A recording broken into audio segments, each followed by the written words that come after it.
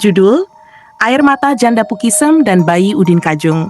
Diselamatkan ular raksasa di tengah banjir bandang.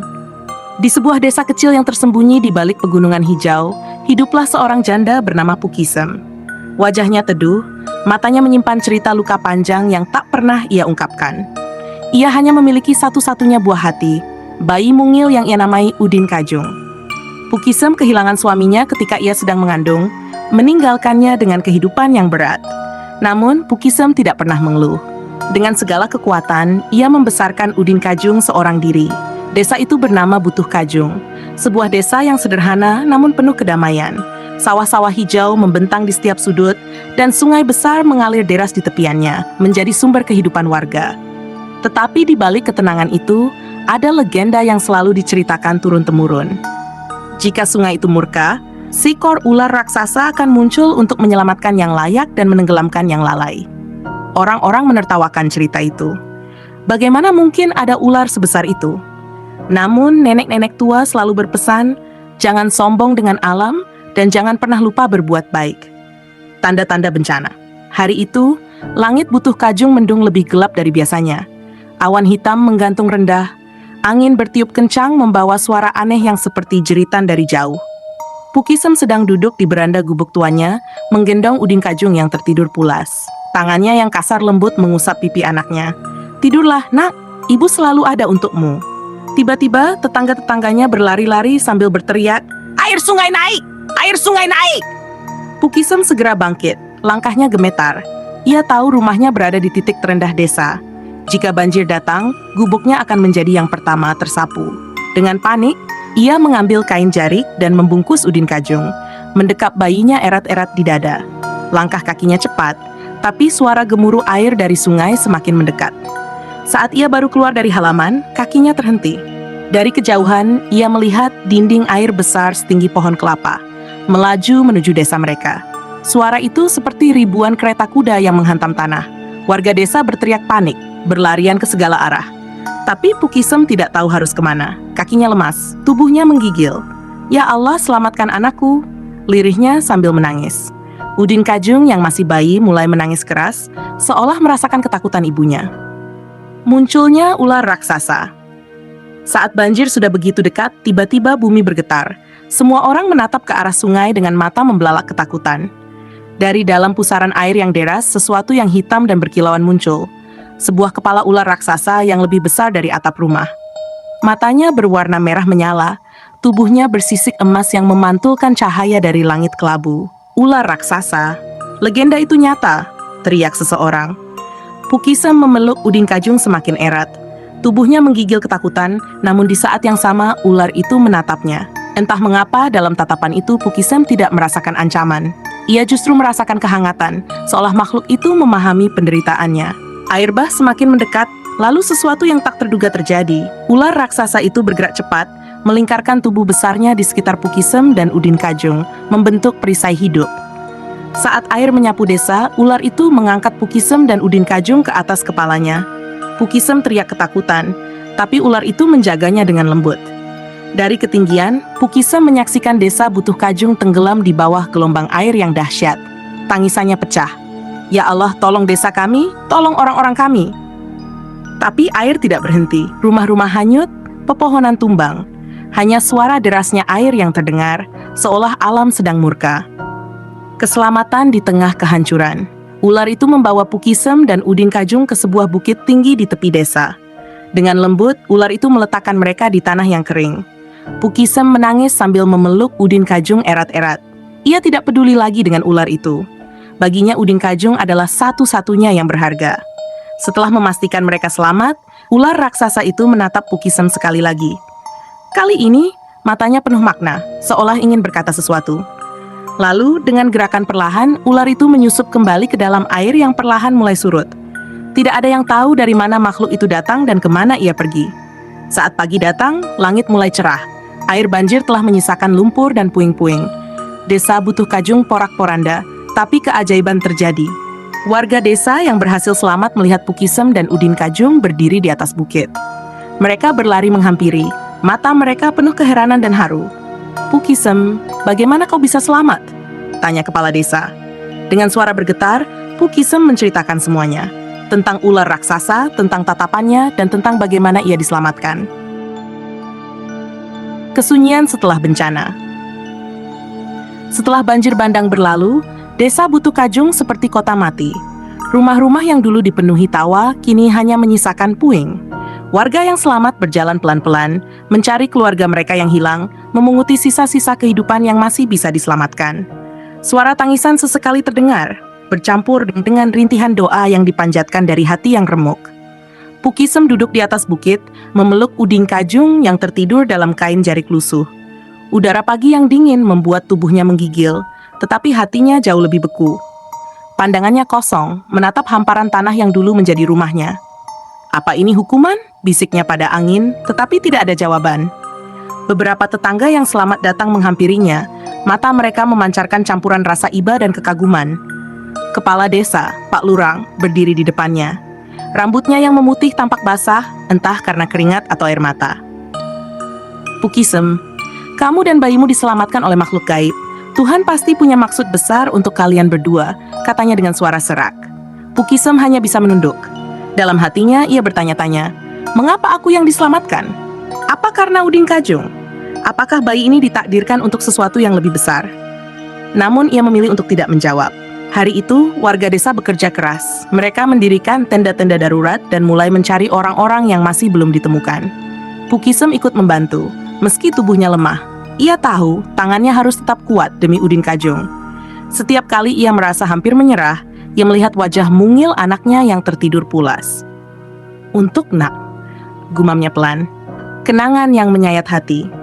Di malam hari, ketika api unggun menyala di tengah tenda pengungsian, warga desa berkumpul.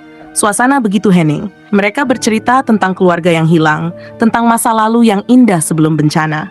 Pukisem duduk di pojok, memeluk Udin Kajung yang sudah tertidur. Tiba-tiba seorang ibu tua mendekatinya. Tangannya keriput, wajahnya dipenuhi garis-garis usia. Pukisem, kau ingat cerita ibumu dulu? Tentang ular raksasa yang menjaga desa ini? Tanyanya lembut. Pukisem mengangguk. Air mata menetes perlahan. Ia teringat masa kecilnya ketika ibunya sering menyanyikan lagu pengantar tidur tentang makhluk gaib yang hidup di sungai. Ular itu menjaga yang berhati suci dan menelan yang serakah. Itulah yang selalu dikatakan ibunya. Anakmu itu, Udin Kajung. Ia bukan anak biasa, nak. Tuhan telah memilih kalian berdua untuk sebuah takdir besar.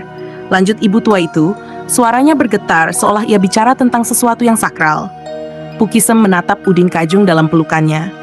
Bayi itu tidur begitu damai, tanpa tahu bahwa hidupnya telah menyimpan banyak harapan dan doa dari orang-orang sekelilingnya. Janji di bawah bintang. Malam itu, langit mulai cerah. Bintang-bintang berkerlip seperti mata-mata kecil yang mengawasi dari atas. Pukisem berjalan menjauh dari tenda, membawa Udin Kajung. Di pinggir bukit yang sepi, ia berlutut, memandangi desa yang tenggelam dalam kegelapan. Ya Tuhan, suaranya pelan, nyaris tak terdengar. Aku tak punya apa-apa lagi. Rumahku telah hanyut, suamiku telah tiada. Hanya bayi ini yang menjadi nyawaku. Jika kau benar-benar memiliki maksud menyelamatkan kami, tolong kuatkan aku. Jangan biarkan anak ini merasakan apa yang aku rasakan. Jangan biarkan hidup dalam kehilangan dan penderitaan. Udin Kajung tiba-tiba menggeliat kecil. Tangannya yang mungil mencengkeram kain jarik ibunya. Seolah bayi itu memahami doa yang dilantunkan dengan hati yang koyak. Pukisem tersenyum di tengah air matanya. Aku janji, nak, aku akan menjadi ibu yang kuat. Kau akan tumbuh besar dan menjadi kebanggaan. Dunia ini mungkin kejam, tapi kita akan bertahan. Kita pasti bisa. Di langit, bintang-bintang seakan bersinar lebih terang, menjadi saksi atas janji seorang ibu kepada anaknya. Membangun kembali harapan. Desa Butuh Kajung perlahan bangkit. Warga bekerja bahu-membahu membangun kembali rumah-rumah mereka. Tanah yang hancur dipenuhi dengan peluh dan doa. Pukisem menjadi salah satu yang paling gigih membantu. Meski tubuhnya kecil dan lemah, ia tak pernah mengeluh. Baginya, bekerja adalah cara untuk menjaga Udin Kajung tetap hidup. Pukisem, istirahatlah dulu, kata tetangganya suatu hari. Pukisem hanya tersenyum. Aku tak bisa berhenti. Jika aku berhenti, anakku mau makan apa? Setiap malam, Pukisem duduk di bawah pohon dekat tenda pengungsi, mengayun-ayunkan Udin Kajung sambil menyenandungkan lagu pengantar tidur yang dulu dinyanyikan ibunya. Suaranya lembut, meski hatinya penuh luka. Tidurlah, anakku sayang, sungai menjaga kita. Duka hanyalah hujan. Esok datang cahaya. Orang-orang yang mendengar nyanyian itu tak kuasa menahan tangis. Pukisem menjadi simbol harapan di tengah kehancuran. Sosoknya yang sederhana, ketabahannya menghadapi ujian, dan kasih sayangnya kepada Udin Kajung membuat warga desa merasa bahwa selama ada cinta, keajaiban pasti akan datang. Takdir Udin Kajung. Tahun-tahun berlalu, Udin Kajung tumbuh menjadi anak laki-laki yang cerdas dan kuat. Wajahnya mirip ayahnya, tetapi hatinya lembut seperti ibunya. Desa Butuh Kajung kembali hidup seperti sedia kala, tetapi legenda tentang ular raksasa tak pernah pudar. Setiap kali hujan deras turun dan sungai mulai meluap, warga desa akan berkumpul di tepian, berdoa agar bencana tak kembali datang. Puncak kisah, keajaiban yang berbuah bahagia. Tahun berlalu seperti angin yang berhembus, membawa waktu dalam diamnya. Udin Kajung, yang dulu bayi mungil dalam dekapan Pukisem, kini telah tumbuh menjadi seorang pemuda gagah. Tubuhnya tinggi, senyumnya ramah, dan hatinya begitu mulia. Tidak ada yang menyangka bahwa anak dari seorang janda yang pernah selamat dari bencana akan menjadi cahaya baru bagi desa Butuh Kajung. Pukisem, meski rambutnya mulai beruban dan garis-garis usia semakin terlihat di wajahnya, tetap tampak tegar. Senyum wanita itu selalu hadir di setiap keadaan, meskipun hatinya sering dipenuhi kenangan pahit tentang masa lalu.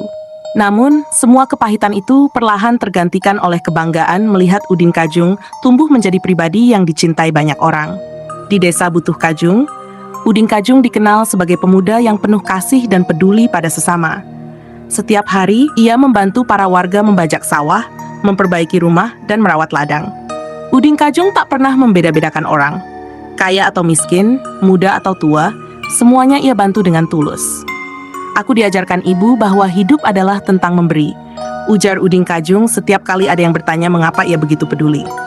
Kata-kata itu selalu membuat mata Pukisem berkaca-kaca. Setiap malam, ketika mereka berdua duduk di depan rumah sederhana mereka yang berhasil dibangun kembali, Pukisem tak henti-hentinya mengucap syukur dalam hatinya.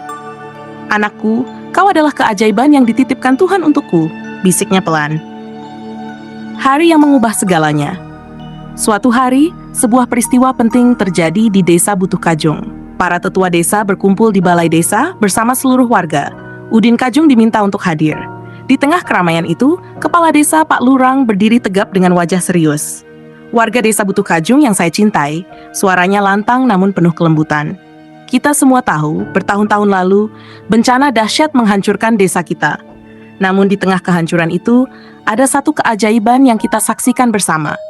Seorang bayi mungil dan ibunya diselamatkan oleh kekuatan yang tak bisa kita jelaskan dengan akal manusia.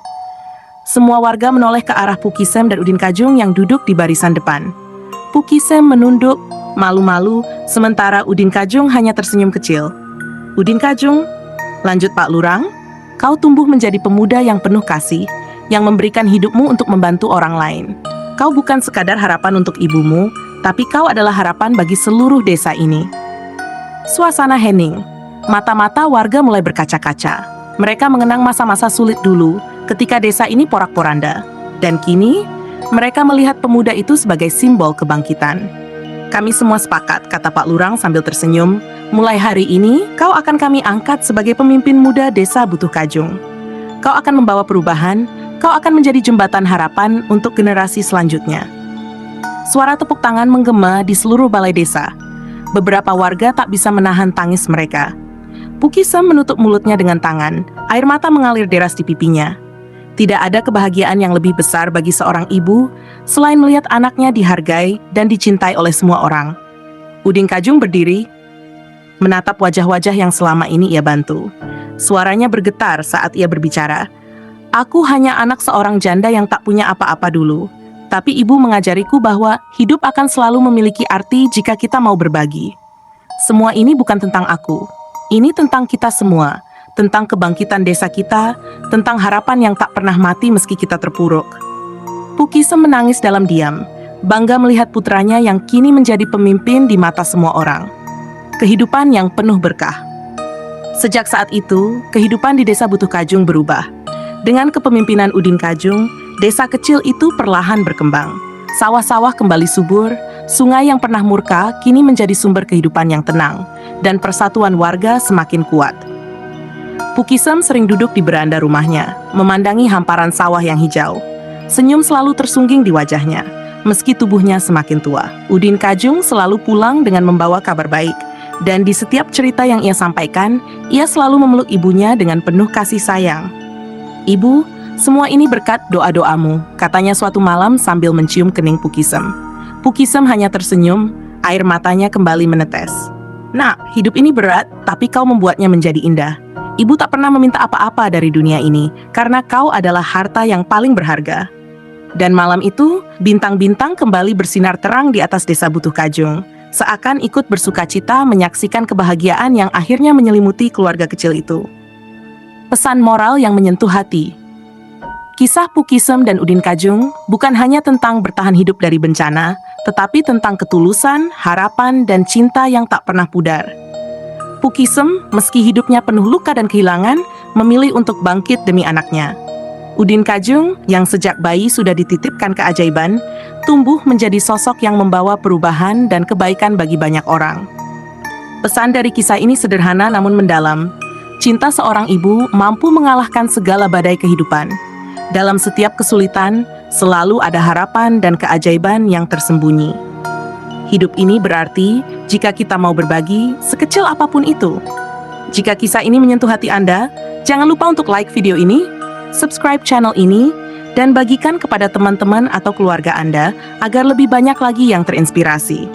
Karena siapa tahu, kisah sederhana ini bisa menjadi penyemangat di saat mereka berada di titik terendah kehidupan.